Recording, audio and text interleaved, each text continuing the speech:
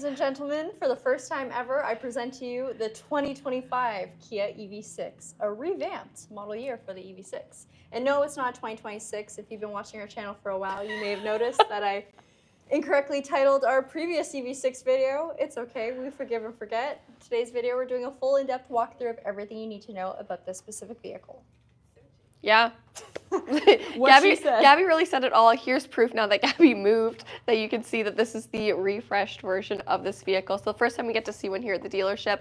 And like we said, these videos are done completely live. So it's myself, it's Gabby, and the car. And the best part is if you guys have questions, feel free to put them in the live chat. That way we can answer them for you. But we're going to walk you through everything that this vehicle has to offer in terms of powertrain, pricing, tech, comfort, safety. If there's anything you want to know about it, let us know because we'll answer it for you. And it's great that today's model is actually the wind rear-wheel drive. And while it's technically not the entry model, it is the entry to the larger battery capacity, which is going to be more so of a volume seller than the true standard range. Now, for this vehicle, just about everything you see on it is either here in this trim or added on top of it. So if you want more, there is even more than this. Definitely. However, there's a lot more value added to this trim level that we haven't had before, which we're really excited to share. And what's the MSRP of this vehicle? $55,995 Canadian, and this is again not the entry model, it's one up above, and this is going to get you the highest range. So highest rated range out of all the EV6s in the lineup. So follow along, you guys. All right, let's go. Let's do it. So I already mentioned that this is our larger battery capacity. It is an 84 kilowatt hour lithium ion polymer battery. So that is up in size compared to the previous year of the EV6's 77.4 kilowatt hour. Now, with this comes greater range. We have 513 kilometers of all-electric range on this specific trim level. It will go down if you get all-wheel drive, of course, or if you opt for a higher trim level with a lot more tech, just because that's the way it works with our EVs, of course. Now, with your rear-wheel drive configuration, you do also get more space up at the front, and that is going to be front space. Thought it was opened, it wasn't, so let me go around and open it for you guys. We'll start off with that first. If this was a gasoline vehicle, this would also be the time where we talk about our horsepower and torque specs. So just to keep the tradition alive, let's do that. On this specific trim level, your rear-wheel drive long range, you'll have 225 horsepower and 258 pound-feet of torque. Of course, with the EVs, that torque is completely instant. That's what we're looking at. Sweet engine. Yeah, guys. How much horsepower has you got under the hood? It's not under the hood, but 225. All unbridled. Thank you. A couple more things I'll point out here. Some things do look fairly familiar. So we do still have a washer fluid reservoir, a little bit of coolant, and then also battery. Pretty normal. We still have a 12-volt battery in this vehicle. Now, in terms of things that are very, very different, number one is going to be styling. So let me just close this up. There we go. And we'll take a look at the headlamps. So the headlamps themselves have changed in shape. They are still, of course, full LEDs, regardless of which trim level you pick. We do have our hazards on right now, so that amber that you see flashing will both be your hazard lights and your turn signal indicators. Very, very bright, very, very bold, and I think they look stunning. I should probably turn off the hazards so you guys can see the full daytime running light in action, because that does transform into a bright white LED. There we go. So you can see it is very much a different shape compared to the previous year. I like it. What do you guys think? I'm not gonna lie, I do actually prefer last year's, but that's just me. Controversy. Yeah, let us know in the comments if you prefer last year's lighting setup. Everything else on this vehicle I do prefer from the previous gen. It's just the front lighting that I kind of miss. All right, enough about me. Let's talk more about the car. We now have forward-facing parking sensors, and that is actually a standard function for the EV6, something that you had to hop into a much higher trim level in the past. So forward and rear parking sensors, but also an advancement to our driver system suite. So that means that we have a radar plate up at the very front, giving us smart cruise control, but also highway drive assist, because navigation is standard on the Kia EV6. That means that this vehicle, you can set your speed from your steering wheel, set your following distance based off your preference, and let the vehicle do the rest of the work. So if you hit stop and go traffic, your vehicle will slow down and come to a complete stop based off the traffic conditions. It is a lot of driver assistance all in one package. And again, it's very nice that we don't have to hop into higher trim levels to get all of this. A couple other things is an advancement to the forward collision avoidance system. So now there's just a greater array of circumstances where the vehicle can sense the risk of a collision and react and respond accordingly. So just like last year, it will still warn you first if there is a risk of a crash, either be a pedestrian, cyclist, or another vehicle. It'll give you an audible alert, and if you as a driver don't take action, the car will, so it'll brake to avoid said collision. A couple other things, a lot more gloss black. I have to stop saying a couple other things. There's always more things. So lots of gloss black elements, where in the past that would typically be kind of a matte plastic look. So in my opinion, I think it definitely gives the vehicle more of a premium look, even if it isn't the top trim level. So you'll notice all the high gloss elements all surrounding the lower grille. And the lower grille itself also does have a different design compared to last year. You got your air curtain shutters closed right now, so these will pop open as the vehicle sees fit to provide enhanced cooling to the vehicle itself. Gloss black for your radar plate here, and a little bit more gloss black up at the top with a traditional brushed aluminum style Kia emblem. Just like last year, we have the giant and wide clamshell hood, which I think gives the EV6 a very sporty, very, very nice look. I've always loved the hood on this car and the front end. It's good to see that they've made it a little bit more premium, even if it's not the GT line trim level. All right, let's come around to the wheels now. The wheels have also changed. So you get these 19-inch alloys. Check them out. They are still an aero blade style alloy, so it doesn't look like a traditional gas car's wheel, and that's okay. The whole purpose of this is, number one, to minimize air resistance and maximize airflow. So they gotta look good, but they also have to be functional, a little bit lightweight, and you get an all-season tire with them. This vehicle is, again, a rear-wheel drive. However, if you like all the equipment that is in this car, there is an all-wheel drive version that is exactly the same. It's just added cost for all-wheel drive, but that is it. This vehicle is also going to be your introductory trim level to a heat pump. So again, range-enhancing technology, great for Canadian climates where it's pretty cold in the winter. You may also notice that this has now been changed to gloss black as well. So your wheel arch is now a high gloss finish. And you have a not turn signal indicator, but a reflector right up at the front. Moving on up, we do have power folding mirrors done in, again, a high gloss finish. MG's asking if you can just move your mic up a little bit further. It's too quiet? Too quiet. I'll talk louder. Yeah, do that too. All right, high gloss finish for your mirrors. They are power folding too, so when you lock your vehicle, they will tuck away nicely, and you can also manually choose when you would like to have them locked or closed or not, so things like car washes, that kind of thing. Turn signal indicator and also blind spot detection on the mirrored portion. Sorry, I was wrong about blind spot detection, I lied. Misinformation. But here's something that is new and very exciting, and that is our door handles. You may have remembered, or maybe you don't, maybe you never researched the EV6 before, but previous generations only had pop-out door handles on the highest trim level, the GT line Pack 2. That is not the case anymore, so we get it standard, which is really great. You walk up to your car, they'll power open for you. You can always see when your vehicle is locked or unlocked. And then, of course, when you drive or lock the vehicle, they will go nice and flush with the body, giving you a more aerodynamic car. For your pillars, they are also gloss black. And then the belt line of the vehicle is also gloss. So again, so many subtle exterior design changes, not even accounting for things that are major, like, of course, the battery pack or whatnot, that just make the vehicle look a whole lot better. So gloss black along the bottom with a nice dark chrome or semi-dark chrome stripe as well. The general body of the vehicle is very much the same as last year. Of course, the shape, the size, all of that will be the same. Cargo capacity, same. Even the back end looks pretty similar to last year. You're really gonna have to look hard at the taillights to see the difference. But here's one thing that you will notice. The charge door is actually on a different side now. So we now have it on the driver's side. It's still powered, of course. You got a spotlight illuminator, and we have a North American charging standard port. So no more old port. Bye-bye, CCS.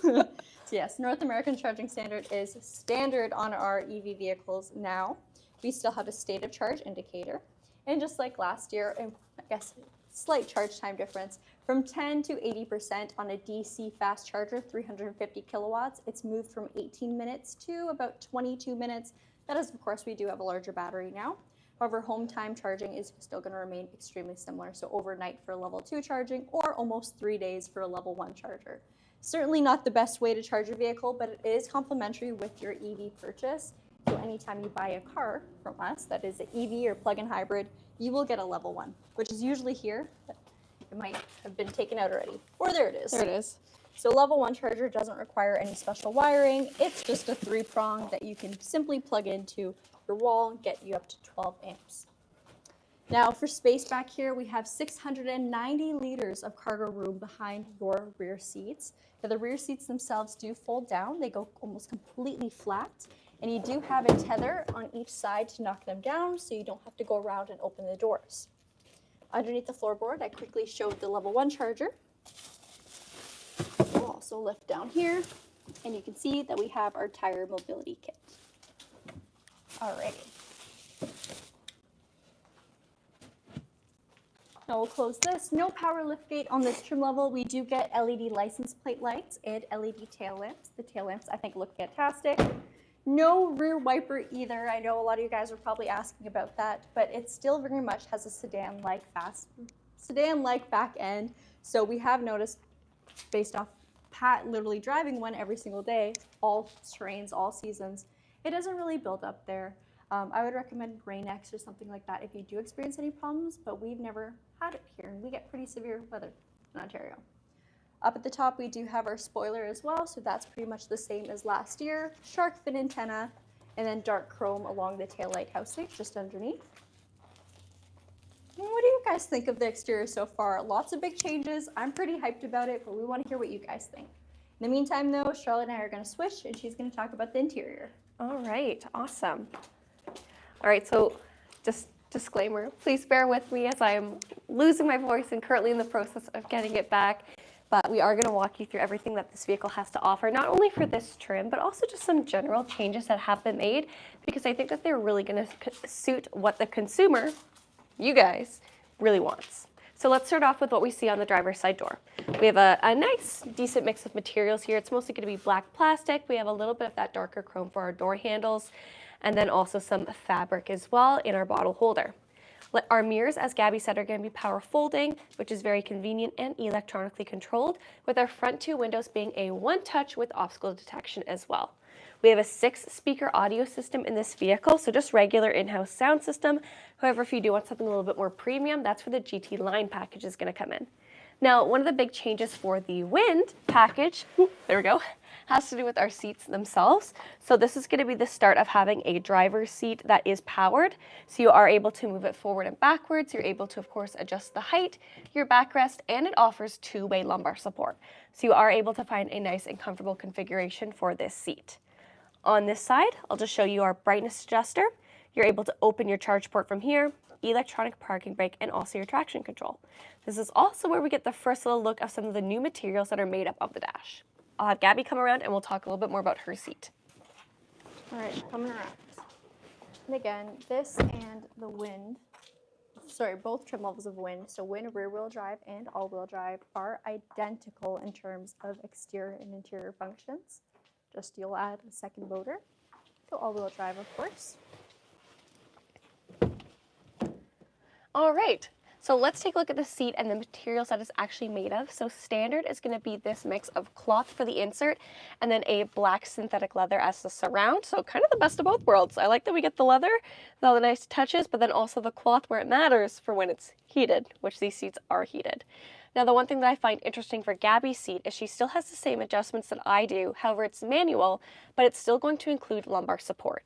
So if you take a look down below, you'll see, again, manual, 6-way manual, but with 2-way lumbar support, which you are able to adjust. And again, that is going to start on this trim too. So kind of an interesting, this is the first time we're seeing that for Kia.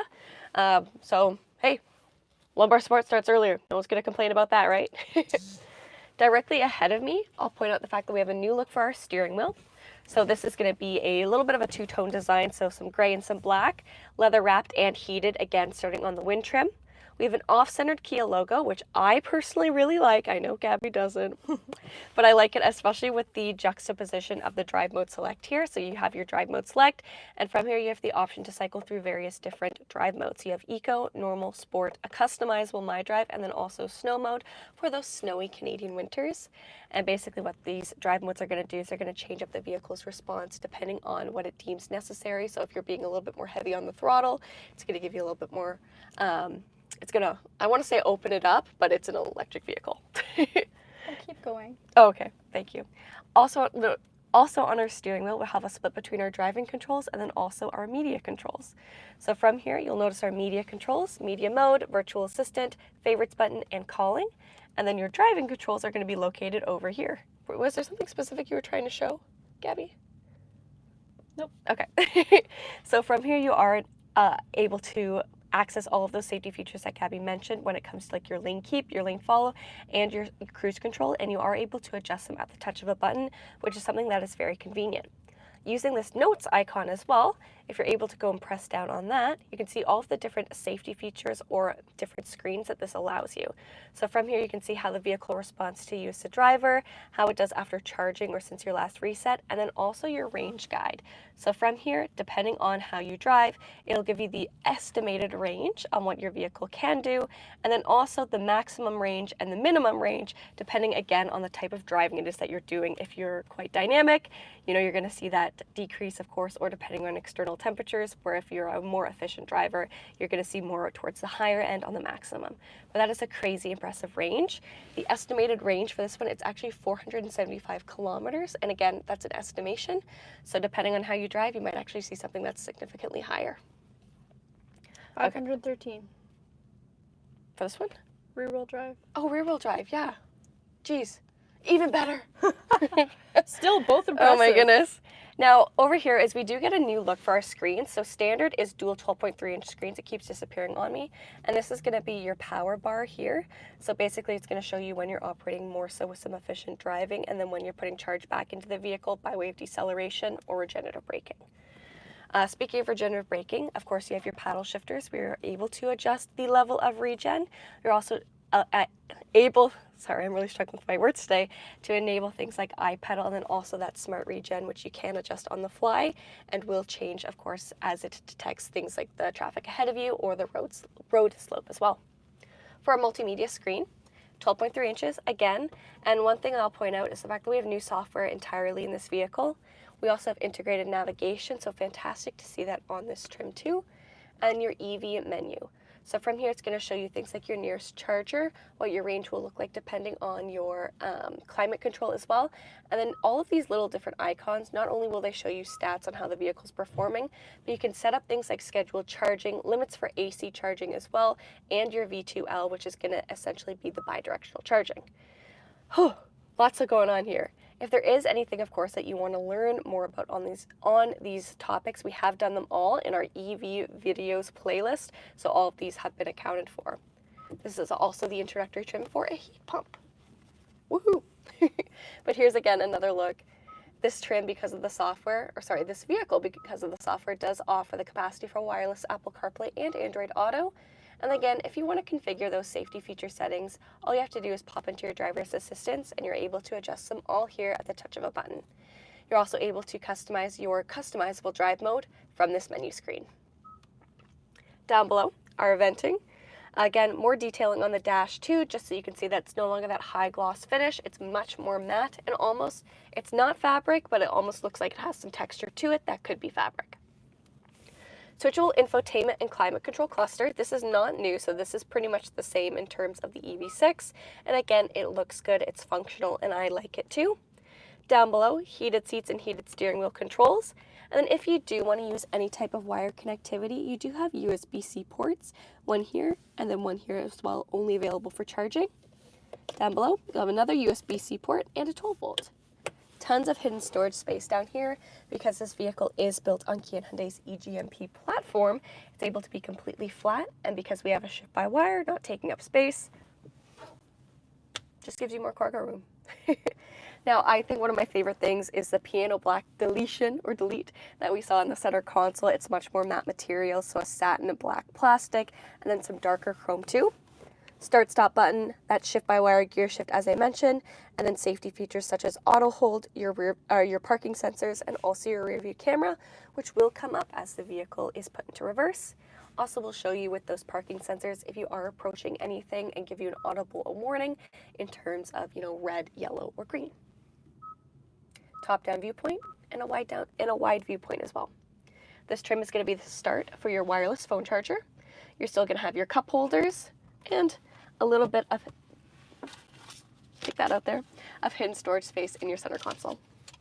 The last thing that the wind trim is going to add on is the inclusion of an ECM mirror with HomeLink. There it is. Standard for the EV6 is going to be Kia Connect as well, so Kia's telematics system, which with an EV, there's a host more features that you can do, which I think is incredibly impressive, but I won't spoil that for what they are. Then you can see that we have some LED interior lighting too.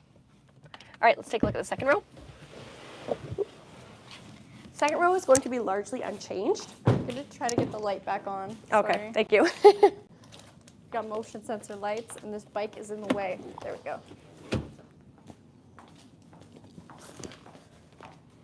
All right, guys, what do you think of the Glacial White Pearl paint color? Okay, so this is the second row of the EV6. Again, pretty standard to what we see, not too many enhancements that have been made. I will say I like that we're continuing with the same theme on the two main seats with the cloth insert and then the synthetic leather on the exterior. In front of me, you'll notice that we have these seats. These are going to double as either a coat rack or a bag holder.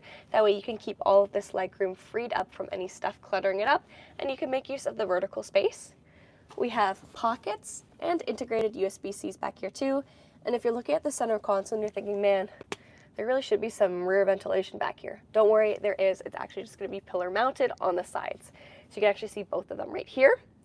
Right below my feet, or not below my feet, but right below my hand is going to be your interior vehicle to load port as well for powering up those small devices. And then in the center, drop down armrest with cup holders. These seats, they are also adjustable. So you can adjust the amount of recline that they have if you need something that's a little bit more comfortable and not quite a 90-degree angle. There's two sets of lower latch anchors that can be shared with the third middle seat as well.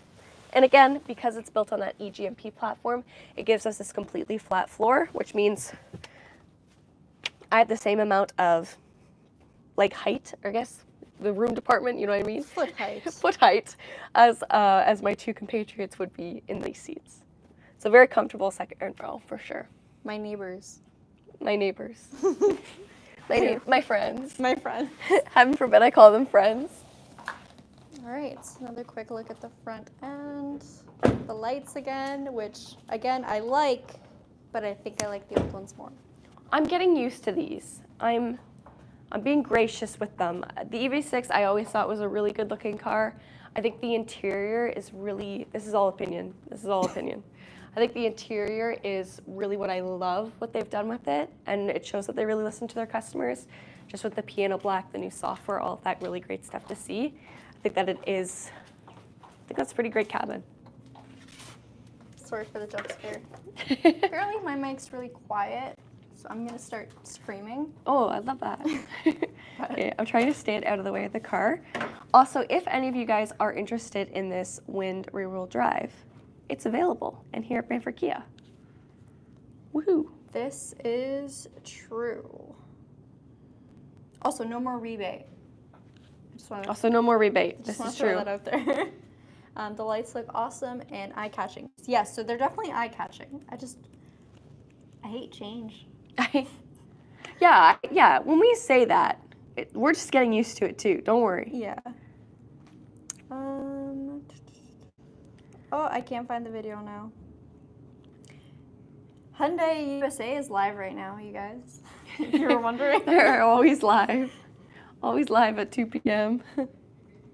Oh, I hear Tim, and Tim's about to walk in. Yep.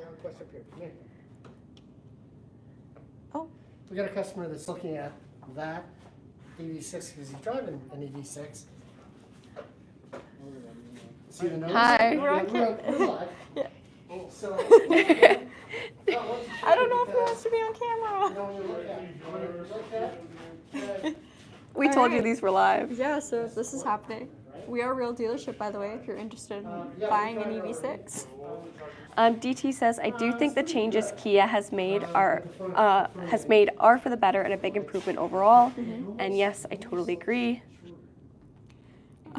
Sorry, there's so much going on. no, it isn't, but that's the lights. So tell me about the Soul, I guess. Kia Soul is gone.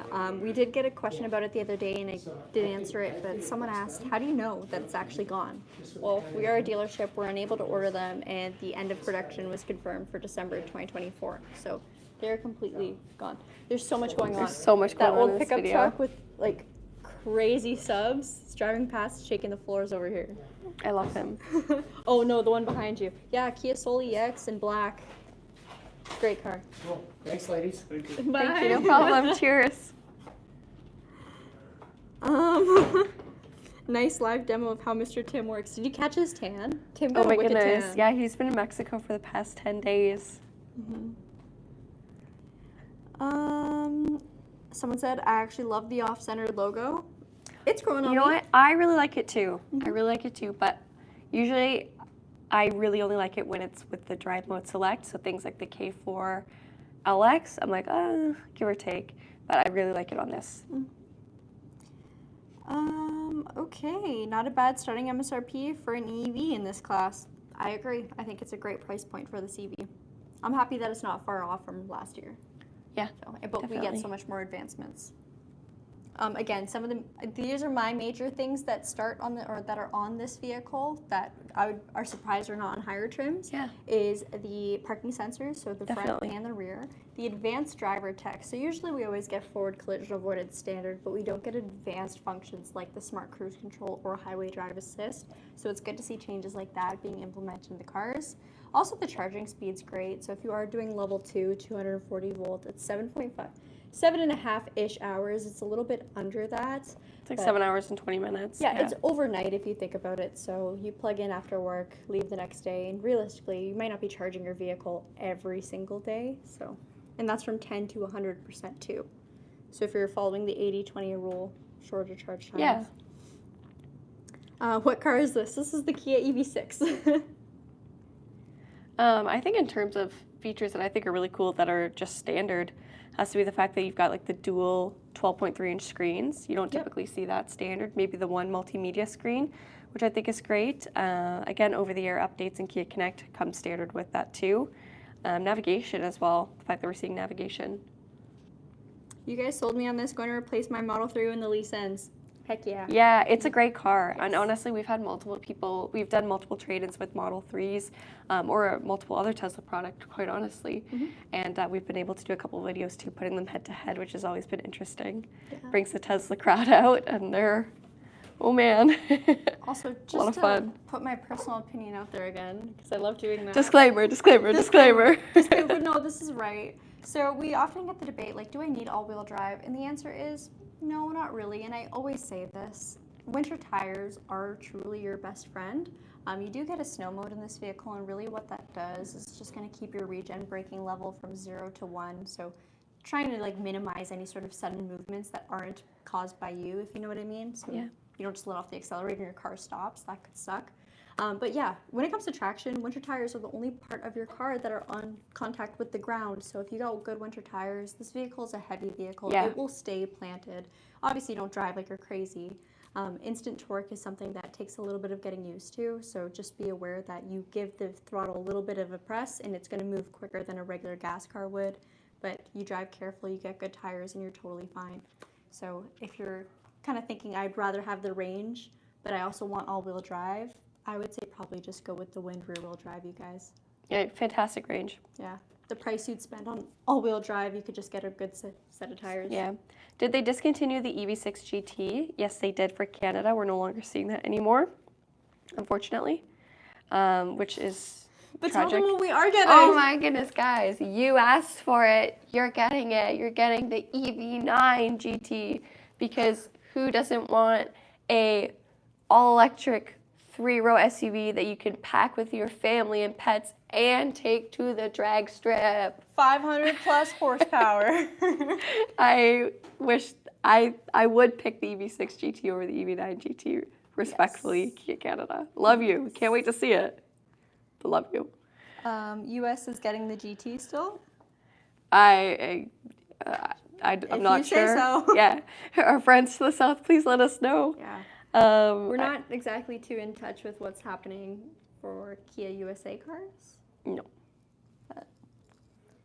What type of electric motor is used in the 2025 Kia EV6 permanent magnet magnets. synchronous motor? That is always difficult for me to say the word synchronous.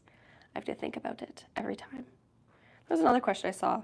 When will we see the Kia EV5? I think that we would see it in dealerships as early as December 2025, but probably January 2026.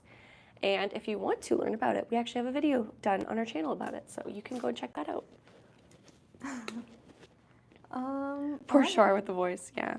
Yeah, it's rough out here. It's rough out here, team. The media department is falling apart. I didn't sleep last night. My daughter was up all night too, so I'm like double jeopardy. And I went for a bike ride. My bike doesn't have brakes. Yeah. We live different lives. Anyway. My bike doesn't have brakes. Okay, goodbye, you guys. Oh my goodness. Peace, love, and all of the above. Take See you care, next brush your time. hair, I guess. That's what you usually say. Smooches. Bye.